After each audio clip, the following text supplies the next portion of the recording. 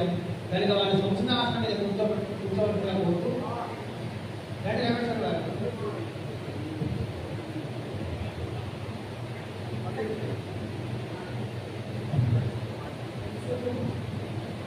అయ్యా, ఈ శతావధానంలో భాగంగా మాకు ప్రతిరోజు కూడా తెల్లవారి సాయంత్రం మధ్యాహ్నం ఎడతెరిపి లేకుండా మమ్మల్ని సాధన చేయించడానికి ఇంకొక వ్యక్తి కృషి చేశారు.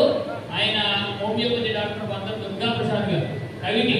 ఆయన ఫోన్ నుంచి అనేక రకాలైనటువంటి రసమైనటువంటి సమస్యలు పంపించి మమ్మల్ని ఇక్కడ కూర్చోబెట్టారు. కాబట్టి వారికి కూడా ధన్యవాదాలు.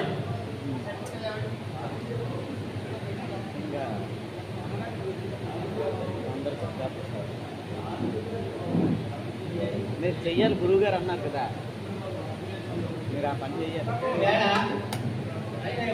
కృషి చెయ్యాలి. కానీ అంత వెళ్ళిపోతే నేను చేసిన కృషి మనం సరైన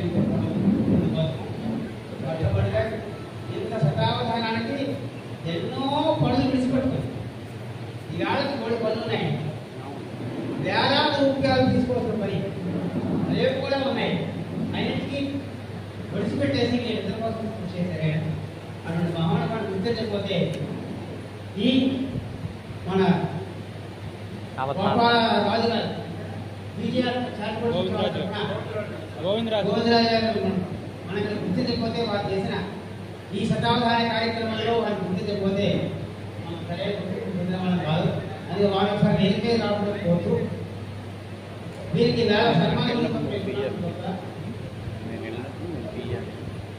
సన్మానం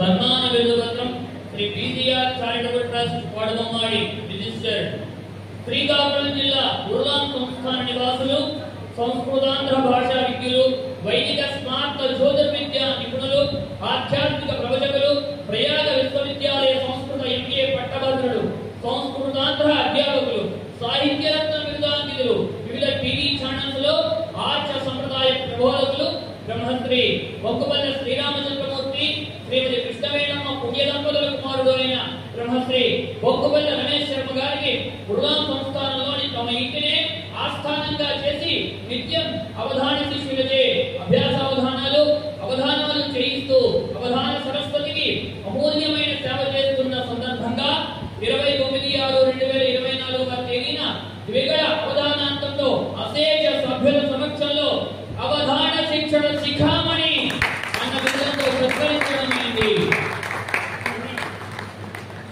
దీనిని శ్రీ బోయిన గోవిందరాజు గారు బీసీఆర్ ట్రస్ట్ అధ్యక్షులు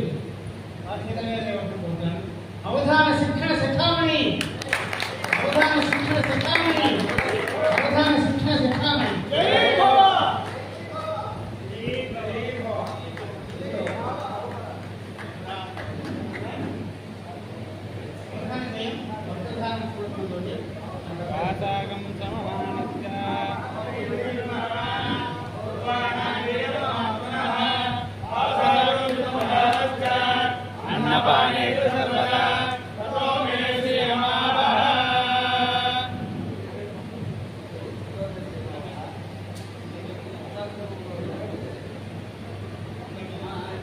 దీనికి